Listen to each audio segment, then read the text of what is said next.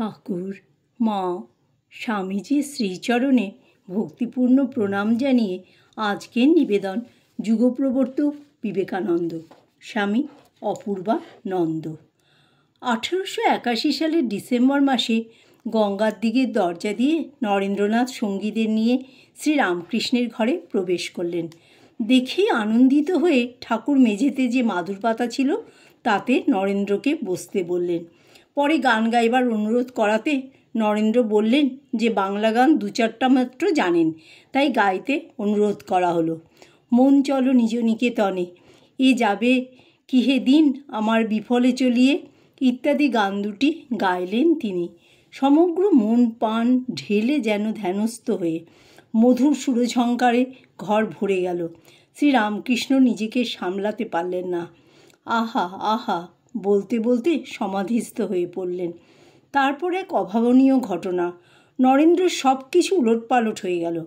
সহসা ঠাকুর নরেন্দ্রকে হাত ধরে নিয়ে গেলেন উত্তর দিকের ঝাপঘেরা বারান্দায় এবং আনন্দ অশ্রু বিসর্জন করতে করতে বললেন, এতদিন পরে আসতে হয়, আমি তোমার জন্য যে ব্যাকুল প্রতীক্ষায় আছি তা একবার ভাবতে নেই। পরক্ষণেই কাঁদতে কাঁদতে হাত জোর করে বললেন, জানি আমি প্রভু, তুমি সেই পুরাতন ঋষি, নররূপী নারায়ণ, জীবের দুর্গতি নিবারণ করতে পুনরায় শরীর ধারণ করেছ। শ্রী ঠাকুরের ওই অদ্ভুত আচরণে তার মনে কি প্রতিক্রিয়া হয়েছিল তা অনেককাল পরে নরেন্দ্রনাথ বলেছিলেন, আমি তো ওরূপ ব্যবহারে একেবারে নির্বাক স্তম্ভিত। মনে মনে ভাবতে লাগলাম, এ কাকে দেখতে এসেছি, এ তো একেবারে উন্মাদ, নইলে বিশ্বনাথ দত্তের পুত্র আমি, আমাকে এইসব বলে। যাই হোক, চুপ করে রইলাম। অদ্ভুত পাগল যা ইচ্ছা বলে যেতে লাগলো। পরক্ষণেই আমায় তথায় অপেক্ষা করতে বলে তিনি ঘরে প্রবেশ করে মাখন মিশ্রি ও কতগুলি সন্দেশ এনে নিজের হাতে আমায় খাইয়ে দিতে লাগলেন। আমি যত বলছি আমাকে খাবারগুলি দিন, আমি সঙ্গীদের সঙ্গে ভাগ করে খাই গে, তিনি তা কিছুতেই শুনলেন না। বললেন, ওরা পরে খাবে, তুমি খাও। বলেই সব আমায় খাইয়ে তবে শান্ত হলেন। পরে হাত ধরে বললেন, বলো তুমি শীঘ্র একদিন এখানে একাকী আসবে। তার একান্ত অনুরোধ এড়াতে না পেরে অগত্যা আসবো বলতে হলো এবং তার সঙ্গে ঘরে এসে সঙ্গীদের কাছে বসলুম। কিন্তু ঘরে এসেই ঠাকুর যেন অন্য লোক, এতটুকু অসংলগ্নতা কোথাও নেই। নানা ঈশ্বরীয় প্রসঙ্গ করলেন, তার ভাব সমাধি হলো।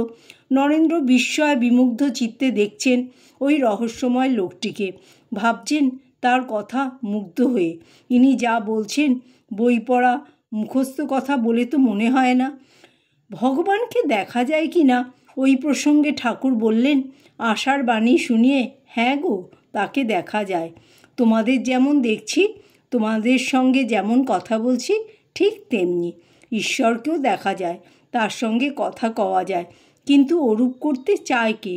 লোক শ্রীপুত্রের জন্য শোকে ঘটি ঘটি চোখের জল ফেলে, বিষয় বা টাকা কড়ির জন্য কাঁদে, কিন্তু ভগবান লাভ হলো না বলে কে কাঁদে বলো দিকি?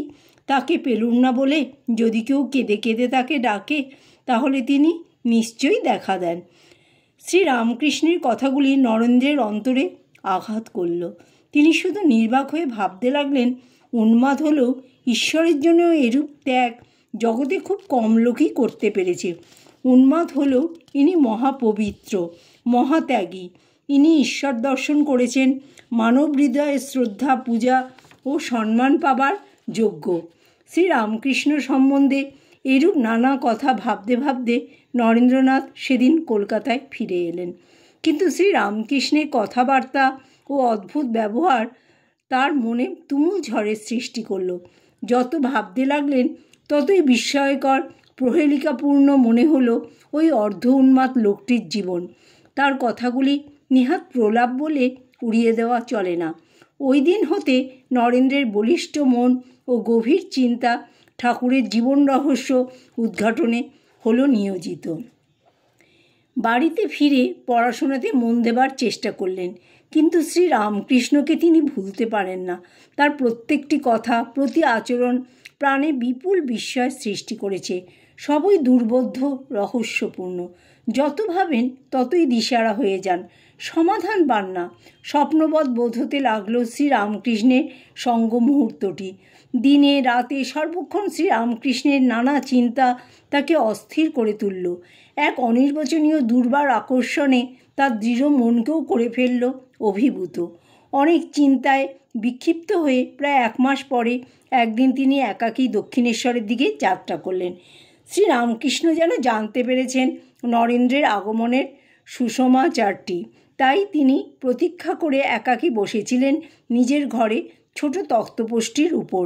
নরেন্দ্রকে দেখেই আনন্দে অধীর হয়ে এসেছিস বলেই হাত ধরে তক্তপোষের উপর বসালেন এবং সস্নেহে দেখতে লাগলেন নরেন্দ্রকে।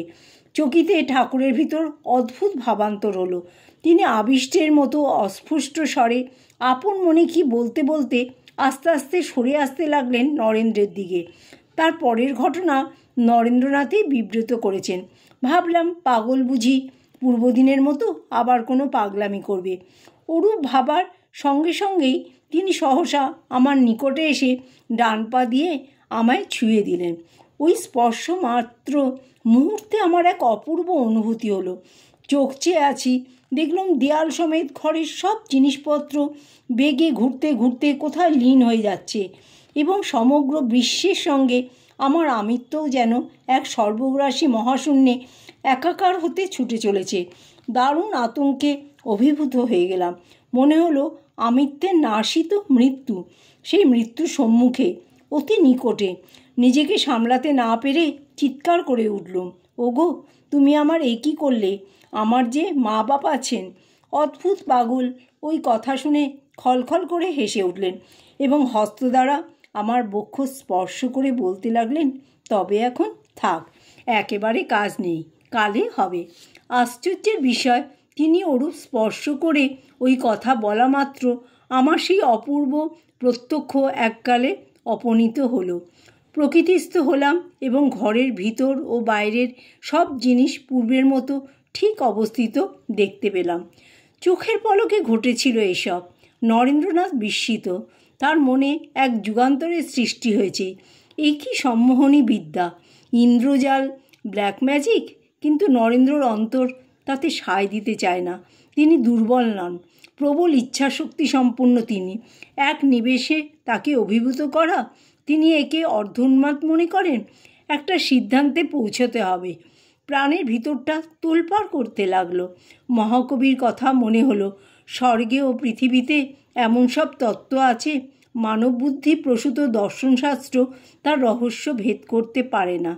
কিন্তু তিনি দৃঢ় সংকল্প করলেন এর হাতের ক্রীড়াপুত্তলি আর হবেন না। বিশেষ সাবধান হবেন, নিজেকে প্রকৃতিস্থ রাখবেন, সামলে থাকবেন। তিনি শ্রীরামকৃষ্ণের বিরুদ্ধে মনে মনে করলেন যুদ্ধ ঘোষণা। আবার এও ভাবলেন, যে লোক চকিতে আমার মতো দৃঢ় ইচ্ছাশক্তি সম্পন্ন মনকে কাদার তালের মতো ভাঙতে করতে পারেন, তিনি তো সামান্য ব্যক্তি নন, অসাধারণ শক্তি সম্পন্ন। তার আত্মবিশ্বাস ও চিত্তের দৃঢ়তার উপর একটা প্রচণ্ড আঘাত পড়ল। শ্রী ঠাকুর কিন্তু ওই ঘটনার পরে যেন সম্পূর্ণ অন্য লোক। তিনি নরেন্দ্রকে খাওয়াতে ও আদর যত্ন করতে ব্যস্ত হয়ে পড়লেন। কতভাবে স্নেহ প্রকাশ করলেন, তার আজ যেন মিটে না। এদিকে সন্ধ্যা হয়ে আসছে। নরেন্দ্র বিদায় নিয়ে গেলেন সেদিনকার মতো। ঠাকুর ধরে বসলেন, বল আবার শীঘ্র আসবে। সুতরাং প্রতিশ্রুতি দিয়ে তিনি কলকাতায় ফিরে এলেন। জয় ঠাকুর, জয় মা, জয় স্বামীজি।